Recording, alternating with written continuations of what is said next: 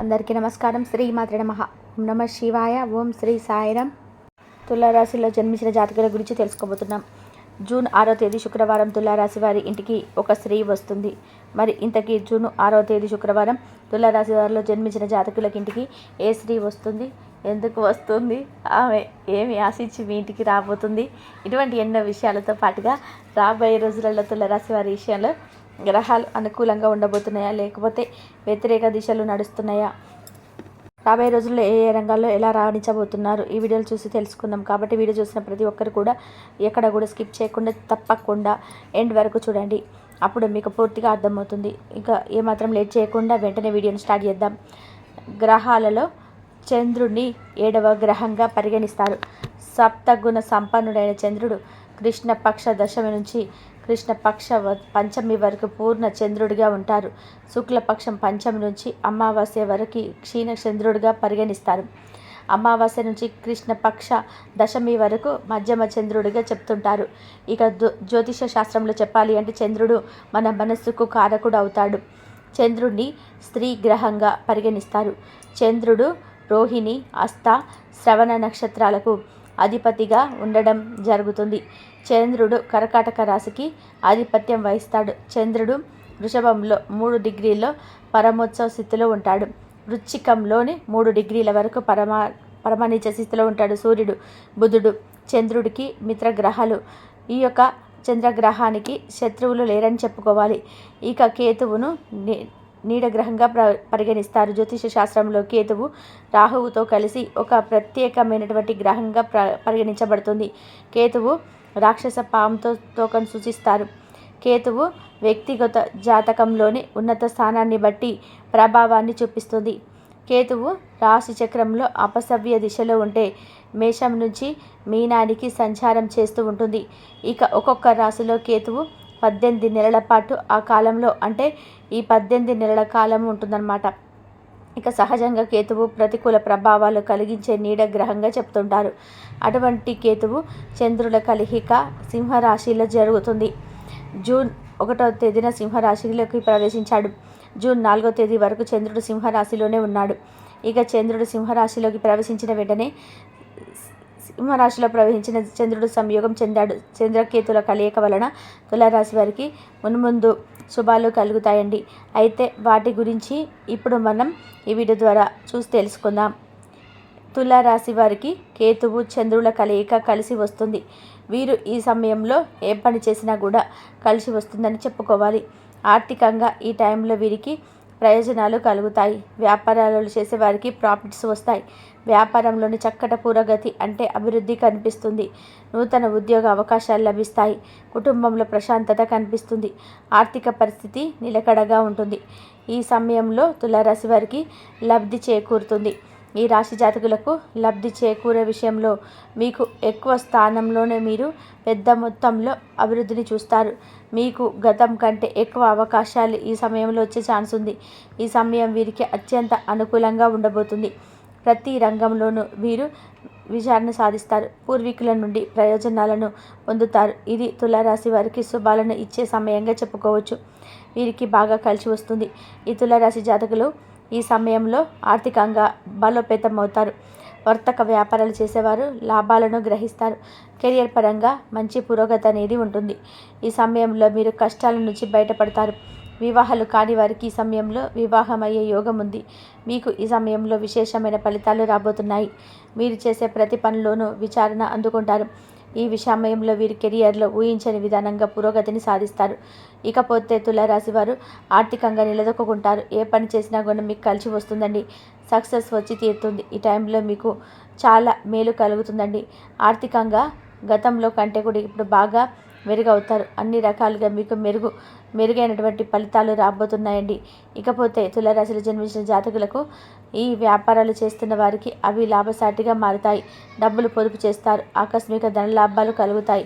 దాంపత్య జీవితంలో సంతోషం వెల్లివిరుస్తుంది. కుటుంబంలో ఉన్న సమస్యలు, వ్యాపారంలో ఉన్న సమస్యలన్నీ కూడా తొలగిపోతాయి. కొత్తగా ఇంటిని కొనుగోలు చేస్తారు.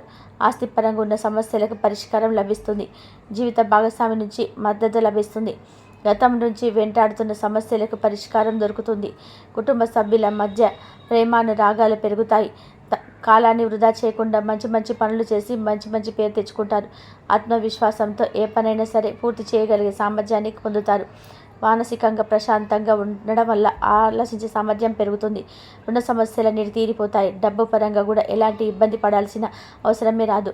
పెళ్లి కాని వారికి పెళ్లి ప్రతిపాదనలు వస్తాయి. దాంపత్య జీవితంలో ఉన్న వారికి ఆనందం డబ్బులవుతుంది. వారి జీవితం చాలా సాఫీగా సంతోషంగా సాగుతుంది. మనస్పర్ధలు ఉండవు. కుటుంబ సభ్యులతో సంతోషంగా ఉంటారు. పెండింగ్ పనులన్నీ కూడా పూర్తవుతాయి. అదృష్టం కలిసి వస్తుందని చెప్పుకోవాలి.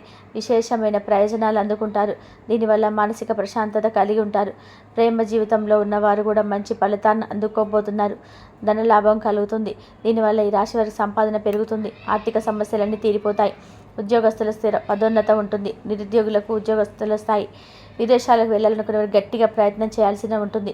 కాస్త గట్టిగా ప్రయత్నం చేస్తేనే సత్ఫలితాలు వస్తాయని గుర్తుపెట్టుకోండి. మీరు అనుకున్న వైపుగా ప్రయాణం చేయాల్సి ఉంటుంది. నవగ్రహాలకు ప్రదక్షిణ చేయడంతో పాటుగా గురువును శుక్రుడిని పూజిస్తే మెరుగైన ఫలితాలు వస్తాయి. ఒక రకంగా ఈ రాశి వారికి బంగారం రోజులు ప్రారంభమైనని చెప్పుకోవచ్చు.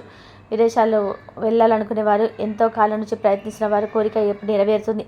గతంలో పెట్టిన పెట్టుబడుల నుంచి రావడం ప్రయత్నాలు జరుగుతాయి. పాత మిత్రులతో కలుసుకుంటారు. కొత్త ప్రాజెక్టు ప్రారంభించి అందులో సంపూర్ణమైనటువంటి విజయాన్ని సాధిస్తారు. దీనివల్ల మంచి పేరు తెచ్చుకుంటారు. గతంలో మొదలైన నిలిచిపోయిన పెండింగ్ పనులన్నీ పూర్తవుతాయి. అనుకున్న సమయంలో విజయాన్ని సాధిస్తారు. తులారాశి వారికి చంద్రకేతువుల కలయిక వల్ల ప్రయోజనాలు కలుగుతాయంటే వీరికి ఆదాయం పెరిగే అవకాశం ఉంది. ఇదే సమయంలో డబ్బు కూడా ఆదా అవుతుంది. వీరి ప్రేమ జీవితం సంతోషదాయకంగా ఉంటుంది. ఉద్యోగం చేసేవారికి కెరియర్ బాగుంటుంది. చంద్రకేతుల కలయిక కారణంగా తులారాశి వారికి శుభ ఫలితాలు వస్తాయి. ఈ రాశి వారి జీవితం ఎదురయ్యే కష్టాలన్నీ కూడా అధిగమించి అన్నీ కూడా సంతోషం పొందుకోబోతున్నారు.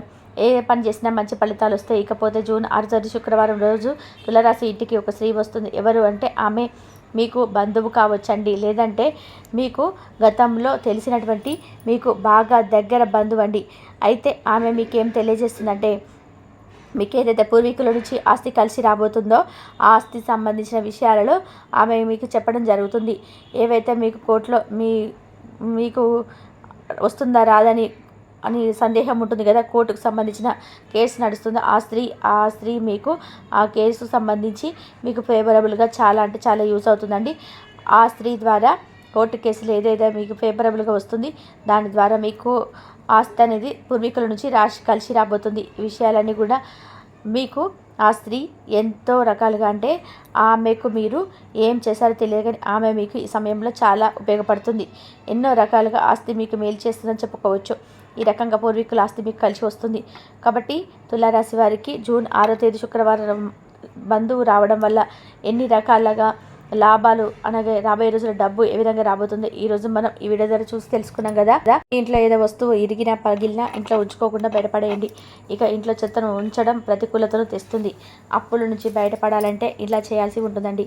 ఇకపోతే ప్రతి బుధవారం చిన్న 2 ఖాళీ కుండల్లో కర్పూరం వెలిగించి పారుతున్న నీటిలో వదిలేస్తే అప్పుల బాధలు తీరిపోతాయి. ఇలా 6 వారాల పాటు చేసుకుంటే మంచి రిజల్ట్ ఉంటుందని చెప్తున్నారు.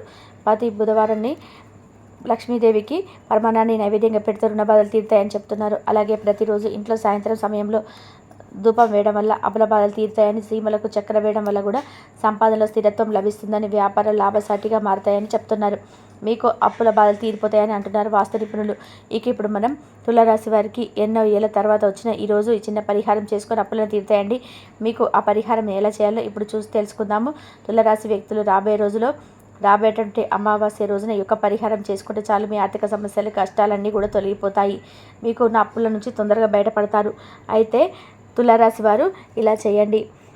అమావాస్య రోజున అప్పులున్నవారు సాయంత్రం 7 గంటల నుంచి 10 గంటల వరకు లక్ష్మీదేవికి సాధారణ పూజ లేదా కుంకుమార్చన చేయాలి. ఆ నెక్స్ట్ వెంటనే ఒక వెండి పాత్ర కానీ లేదా ఇతడి పాత్ర కానీ తీసుకొని అందులో శ్రీ మహాలక్ష్మీదేవి చిత్రపటం చిన్న విగ్రహం తీసుకోవాలి. ఆ నెక్స్ట్ ఒక ప్లేట్లో తమలపాకులైనా సరే దాన్ని ఉంచాలి. అలా ఉంచిన తర్వాత ఓం శ్రీ మహాలక్ష్మి నమః అనే మనసులో 108 టైమ్స్ అనుకుంటూ చెరుకు రసంతో అభిషేకం చేయండి.